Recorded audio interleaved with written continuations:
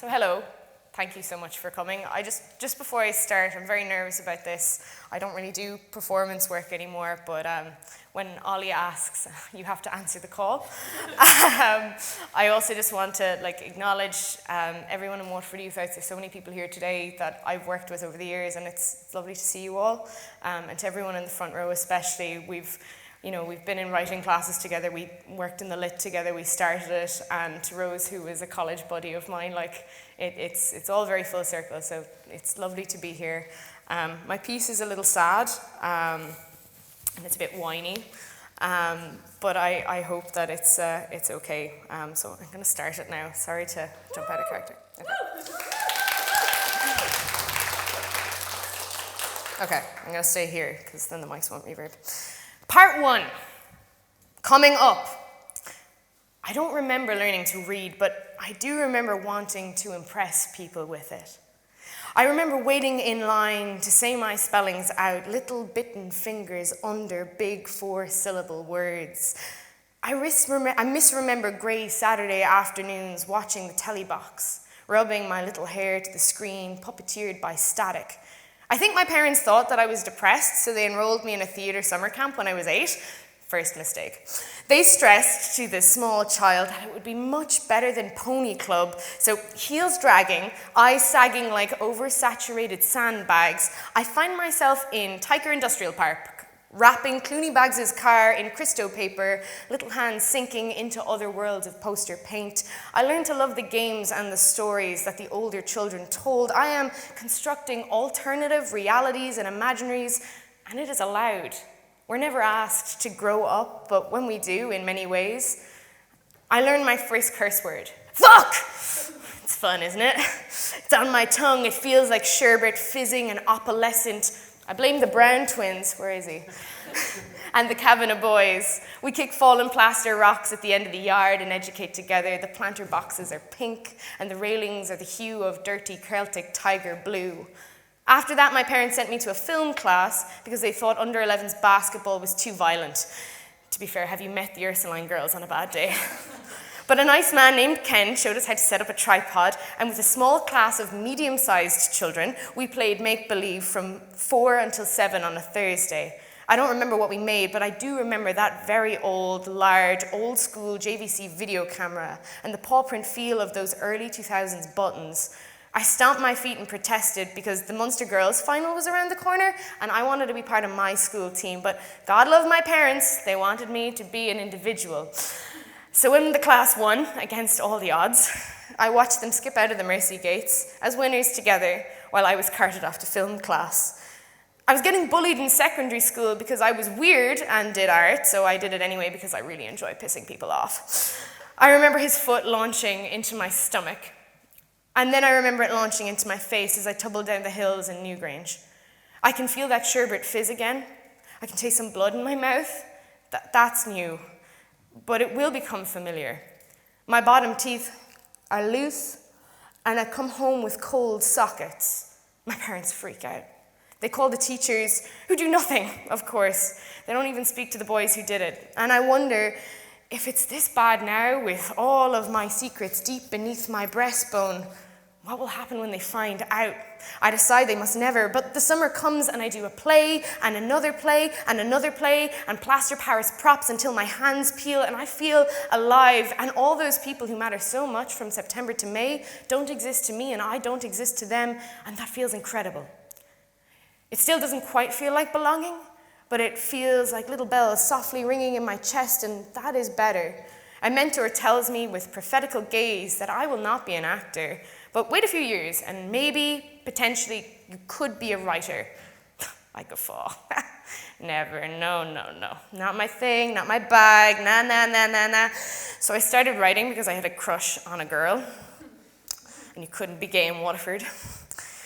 She glimmered in grapes and browns, language quivered out of her like a series of prayers, spells, and promises, and when she kissed me on that February evening under the lights of the Ballybricken Garda station, romantic, I know, it was as if she had given me a spell, and all of a sudden I became a sorcerer. But really I started writing because my grandmother was dying. The words were leaving her brain in the wrong order, and I myself, a memory hoarder, began recording and reordering and scoring and bordering on the obsessive, scrawling down the moments we had, the names and faces soon to be forgotten, begotten time gifts to own, to control the known. Because I'm 17 and everything feels unknown. My hair runs down my back in a founding father ponytail, and I'm filling out my CAO hoping to get out, but also I love my city. I can't say that enough. I love its Viking hinges and its Georgian grace. I love that I know the shop owners by name, and no matter where I go, that I always tell people that a sunny day in Waterford could split heaven in half. And in my mind, I'm transported back to the 2017 All-Ireland, out under the big mirror in the Apple Market, wearing a Tall Ships t-shirt, because who can afford a GA jersey? And I'll buy one if they win, but they don't. It's gonna happen. Those 3 points that set the town scuffling back to our stone-blasted houses for another year, it was another day. That was the day I left the city. Not because of the match, obviously, but because it was time to leave. So I watched Waterford disappear over my left shoulder as we crossed the Thomas Mar Bridge. It sunk under the shore into the silt and the reeds. But as I was soon to learn, it would all start to go very well, very quickly. Part 2, growing out. My hair is 14 inches from the nape of my neck when I cut it. It is ceremonial. I am cutting my past off at the source. I will start anew. At the time, I see myself reborn, but then I read academically and consider critically, and I decide I have committed an act of treason against my gender and my identity. I watch it drop to the floor in caramel spindles. Never before have I felt so entirely myself and non-existent at the same time. The possibilities of this new artistic personhood are so limitless. And it is all going so well. I think I am the bee's ankles, cat's knees, and spider's pajamas. What? And then I play God in 15-minute spoken word sets. I am shit hot, so cool. I know how to talk to people now because I'm cool and I'm in college. And did I mention I'm cool? And my parents don't talk to me, but I have friends. Vapid, unreliable college friends. And it's all going so well. I sleep talk a name with partners.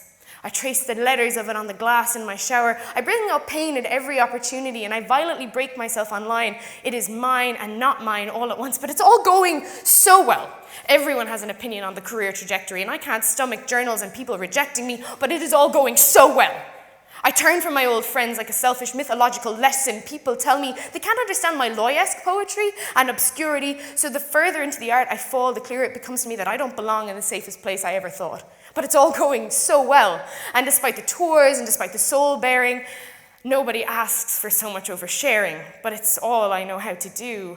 I find echoes of things that hurt in every room, and every line that wets an eye feels somewhat worth it. Until I find myself on all fours, vomiting into a latrine in a perfect white bathroom in what's supposed to be my perfect life. I've severed ties with whatever home means. For ego, you say, for ego to prove everyone wrong. It is not worth it. I have lost everything. I raise my hand like a drunk old crone. I alone have cursed myself into this situation. I wrote myself out of love with life until I did, and I cannot write myself back in again. Beneath the earth, in the damp, I feel the weight of the soil slipping down my throat. It is dark. The days are short this far north, and I sob and I weep. And I watch an Orono sky turn lilies over pink and purple and yellow. Opium poppies bloom across, like the ones in my grandmother's garden. Dotted with coconut snow, the sky is in celebration, exaltation.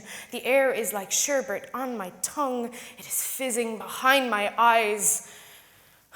This all must stop. Part 3, letting in.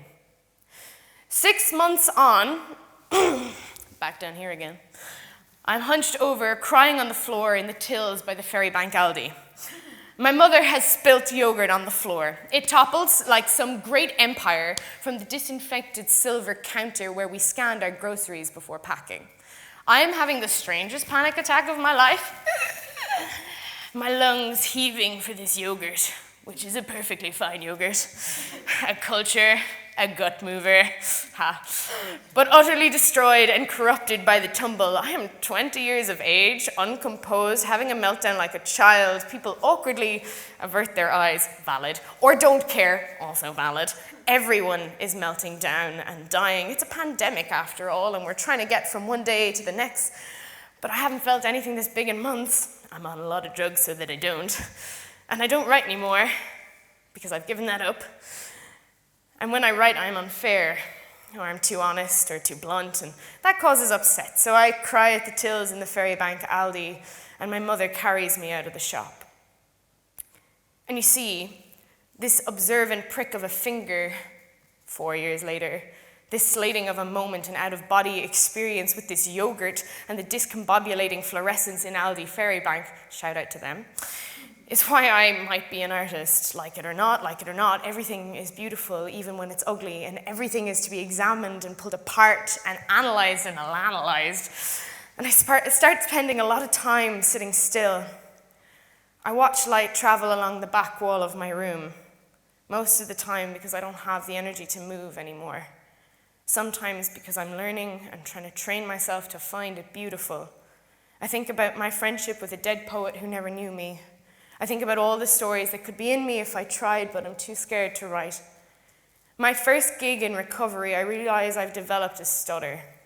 My tongue is stuck behind my teeth. I'm getting very accustomed to how much I hate the obnoxious person everyone thinks I am. And I want to go back to basics. My hands tracing under the words, the ones with the big sounds.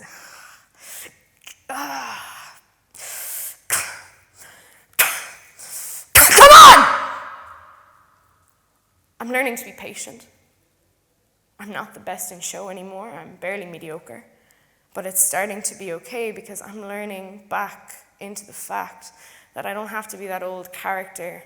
I'm leaning into adaptation and being more unreliable and young. And I keep fucking it up. And I'm by no means a great writer. And this is by no means a perfect piece. But I write for me now. And if you're not doing it for yourself, you should stop immediately. Nobody gets anything out of me unless I want to give it to them. I'm more precious with my words. They are my little spells. And if I let you in, I will pour them like Grecian ambrosia into your ear. You can hold them in your hands. Delicate dewdescent spider webs. I beg you, be careful with them. They're only young, so I still need to mind them, nurture them. This is still young. I am still young. And where I fit in this creative decoupage, I don't fucking know. I have a leniency for writing in cliches and weak metaphors, and I'm not as clever as I thought I was before, but these words are mine, and they're mine alone. And the arts has given me a reason to be. It has given me so many new homes, beginnings, middles, and ends. And when I didn't want to exist, it was my friend. I let my hair grow a little longer now. I try not to take things so personally, and maybe someday I'll make something that's worth remembering me for. But if not, it won't have been for naught. We live to try, and in trying we fail, but it is beautiful. It fizzes like sherbet under your tongue. Fizz, fizz, fizz, fizz, fizz.